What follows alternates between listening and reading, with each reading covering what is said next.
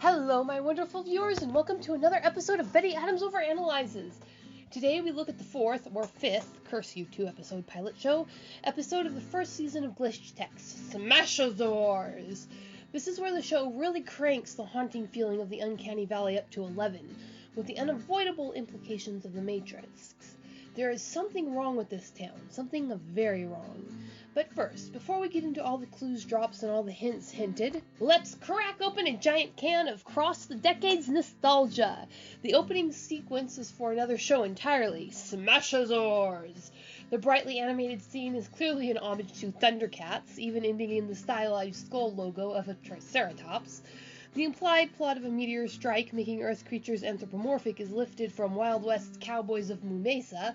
The anthropomorphic dinosaurs are modeled after the show Extreme Dinosaurs. This is a very thorough homage to all of the greatest animation of the 80s and 90s. This is shameless pandering to my generation, and I'll be a monkey's auntie if I don't want that show to be made as a spin-off of this one. So, let's start up a petition and get Smashozaurs produced.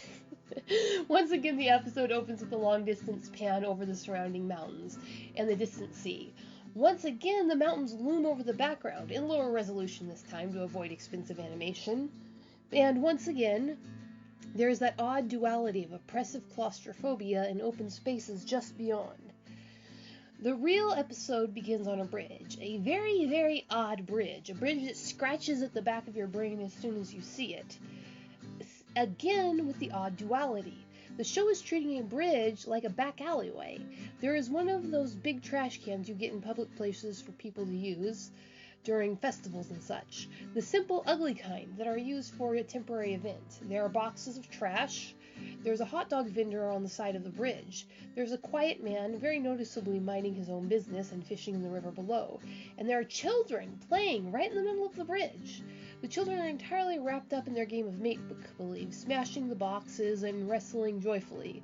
They treat a bridge, completely open on both ends to a fully marked double-lane highway, as if it were a safe cul-de-sac where cars would be expected to go slow and might not come at all for hours. Except that this is a fully open and functional bridge leading out of town and up the coastline. This is a major highway. So why are these kids playing on it? Why is there a hot dog stand there?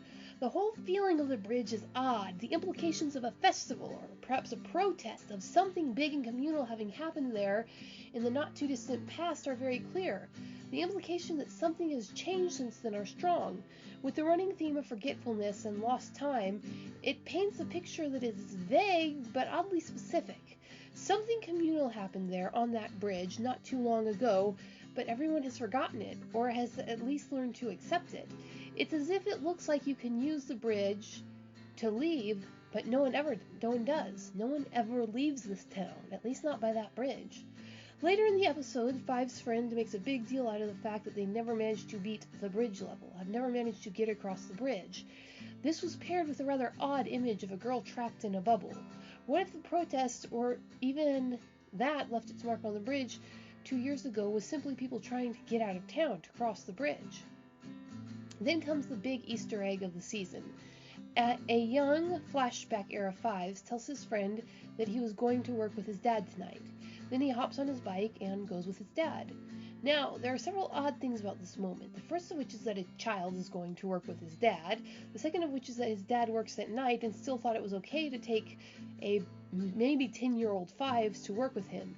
The third and biggest odd thing is that the car that Five's dad drives has a distinct Hinobi sticker on the rear window. You can only see it for a flash, but it is there.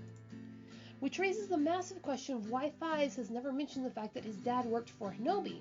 Now, that sticker might have been mere fan merch, but that was not how the scene was set up. And if Fives' dad did work for Hinobi, why didn't Fives tell Miko when they were first spying on the Hinobi store? And he listened to his dad and his why didn't he list his dad and his interactions with the store? That would have been a logical point to mention it. However, the running theme of this episode is forgetfulness. What if Fives simply doesn't remember what his dad did or where his dad worked? Fives certainly doesn't remember how wrong he thought it was to mind wipe someone in the first episode. A traumatized girl comes running up to him after a glitch attack, and instead of comforting her, he brainwipes her. In the previous episode, Fives would have made some attempt to soothe her at least before wiping her memory. An episode before that, he would have protested wiping her mind at all. Now he simply raises his hand in perfect synchronization with Mitch, and they blast her brain with both gauntlets. It isn't just Five either. Miko has completely forgotten her objections to the wrongness of mind wiping. She doesn't participate in this particular one, but she doesn't object either. Meanwhile, they are both still chiding Mitch for all of his other personality flaws. This creates an odd pairing of our selfless, caring hero and the brisk, arrogant Mitch. It makes you wonder for a moment if Mitch wasn't as starry-eyed and idealistic as Five was when he first started. Is Five headed down the road of jerkitude and arrogance? What changed Mitch, if he changed? Was it simply the power and the praise? Or was it something else? We've seen before that this company is not above wiping the minds of its own employees. Then the episode gets into the swing of things. Again, this is a very cookie-cutter episode at heart. You know where the main plot is going from scene one. Fives and his old friend share a love of a geek franchise, a love that has lasted over the years and still binds them together. Interestingly enough, Fives' friend is very clearly marked as of a lower social class than Fives. This would not be notably normal. A hero needs to be above classism, and giving him a lower class best friend is one of the best ways to signify that. Except that Fives was already established as belonging to one of the lower social orders of this town to begin with. He works to provide for his grandmothers in their food truck, and the implication that they could not do without his help is strong. We haven't seen where he sleeps, but seeing him do things, work and play outside of the food truck implies that his house isn't something he wants to or can show others. That would either make his friend dirt poor, or means that Five wasn't always at the social level that he's depicted at the beginning of the show. And if his father did work for Hinobi, that would probably mean he had a nice classy house like Miko did, but then lost it when his dad disappeared. As his bike in the flashback scene is rather nice and is rather smaller than it needs to be in the modern day, his dad presumably worked for Hinobi and brought home a pretty good income. This also means that Five experienced a drastic drop in lifestyle over the past 2 years. And that focus on 2 years, Five was sure it hadn't been 2 years since he saw his friend, as if he couldn't remember, as if something had interfered with his memory, as if he'd been mind-wiped prior to Mitch stealing his win from the tournament, and just didn't recall it. Speaking of Mitch, something occurs to me. Mitch hid Five's play bracelet in the van. Mitch is a gauntlet that can literally rearrange matter. Why didn't he just evaporate the bracelet? Perhaps there was something special about it? The show did make a point of how sturdy those bracelets were by literally dropping Fives on a hot griddle and having it take no damage at all, despite looking like it's made of plastic. What if the bracelets are the key to the outside world? What if the bracelets are something that can't be rearranged in the world? Mitch continues to play an interesting role in this series. When the old permeability between what is real and what is digital, he reacts to it. There's a glitch that can control people. Where Mitch hasn't hesitated to go up against dangerous opponents before, this makes him nervous. He literally backs away from the mind control glitch. He refers to the friend, Five's friend, as a friend-shaped container. That is brutal, even for a character of Mitch's make. You think, unless it's only accurate. Unless what we see as the person in this episode is just a representation of a person. An avatar inside a matrix.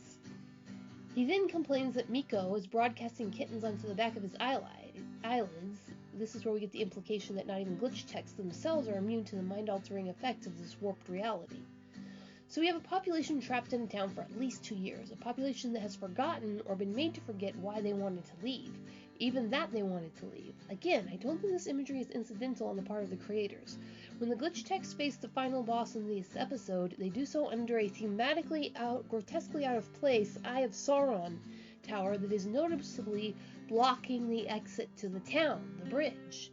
Fives, Miko, and Mitch, they are all being watched by this all-seeing eye, watched by the pseudo-governmental agency represented by Barbara, watched by the looming antenna of Hinobi. They are being conserved in a deceptively open park.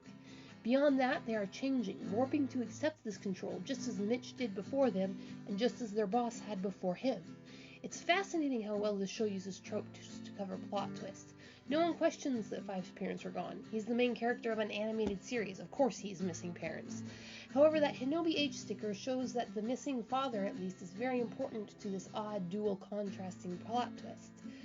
I wonder what Mitch has had stolen from him. So, what do you think, my wonderful viewers? Leave a like if you agree, and leave a comment smashing my analysis like a roach glitch if you disagree. Check out my Teespring channel for some weird human merch, and share this video if you want to see more videos like it. Peace out, my wonderful viewers.